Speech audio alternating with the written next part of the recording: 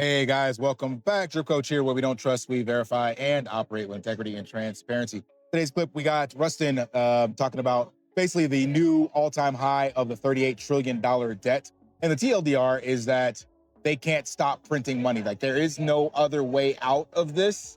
So all you have to do is stay humble, stack sats. Or as Jack Mahler says, spend less than you earn, and Bitcoin will do the rest. Or the governments will do the rest for you as long as you're holding Bitcoin, which goes back to my other clip about assets, right? So Bitcoin is the apex asset to hold.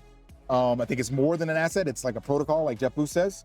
But essentially, stay humble, stack sats, earn that, own that, and spend less than you earn, and then your life will get better. Like, it's really that simple.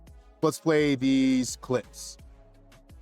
Japan. New Prime Minister Sanae Takaichi just ordered a fresh stimulus package. More subsidies, more handouts, more solutions paid for with monopoly money. Electricity and gas subsidies, regional grants, even wage incentives for small businesses. And as a part of it, they're spending billions more on defense and, quote, strategic investments with the U.S., which, translated from politician to English, means we're printing to fight inflation with more inflation. That's a bold strategy, Cotton, because if that worked, Zimbabwe would be the richest country on the planet. And this is the same game everywhere now, a global contest to see who can debase their currency the fastest without the peasants figuring out what's going on. Oh, there it is. The U.S. is basically $38 trillion in debt, and that's before the next bailout, war, or emergency spending bill gets tacked on. That is not sustainable. That is not normal. That's endgame territory for decades.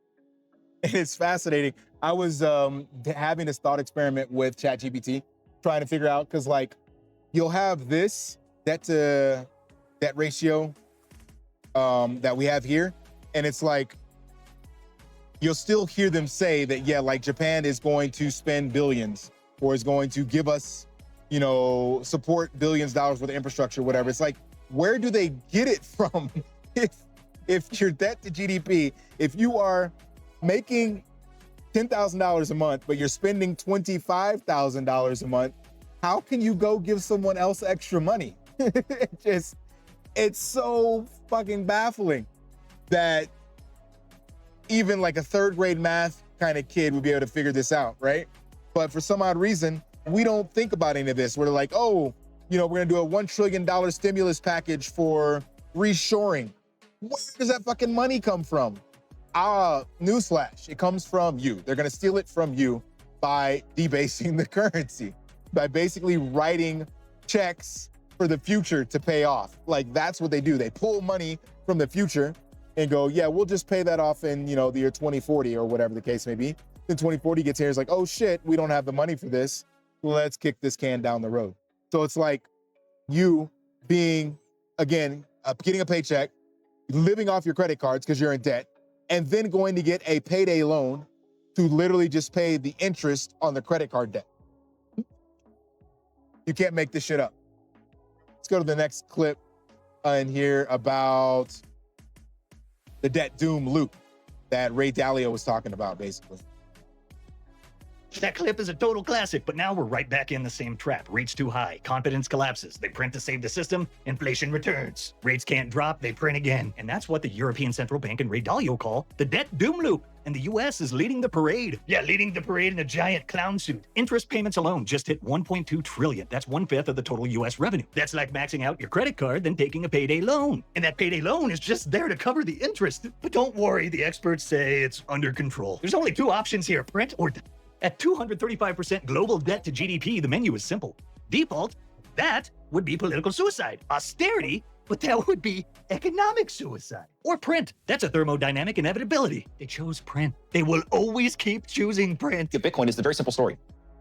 Stop printing money, so therefore Bitcoin will never stop going up. And if you simply think of Bitcoin as savings technology, all you have to do is go out, work hard at your job, make money, spend less than you make, and then put the extra savings into Bitcoin, and then allow Bitcoin to benefit from what we know is going to happen, which is they are never going to stop printing money. And I think that simplicity is actually very attractive to some cohort of investors. And I see investors saying, wait a second here, this quote unquote debasement trade means that I don't have to go do all that work. I can simply just go and buy something like Bitcoin. And I think that really maybe the story of finance of this decade is that Bitcoin is becoming the hurdle rate, right? Historically, we've looked at things like the S&P. If you go back to 2020, the S&P is up 100% since 2020. Priced in Bitcoin is down 90%. All of the returns that people are talking about in traditional finance, most of them are negative because no one can beat Bitcoin. And so if you can't beat it, then we just say you got to buy it. And I think that's what a lot of investors are starting to do. Every regime.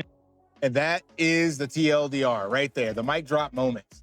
Stay humble, stack sats, spend less than you earn. And that leads me to the exact lifestyle that I have created for myself living abroad. I know, again, that's not for everybody, but that's why I do every once in a while walk and talks to show you that it's not impossible and it's not a matter of resources, it's resourcefulness. Because sadly, to fix how broken things have gotten in specifically the US with the money, it's going to take decades. So if you want to be able to finance your retirement, you're gonna have to make moves now, because that's going to require millions if you're 20 to 40 years old, potentially, to be able to fund your retirement in the United States, but only thousands if you move. So spending less than you earn is much, much easier if you go somewhere else where they still have a middle class, where you can have your money go further, basically. All right, that's all I got for this one. Smash that HBO special, help brother out, like, subscribe, comment down below, and until next time, lift daily and achieve your impossible. See ya.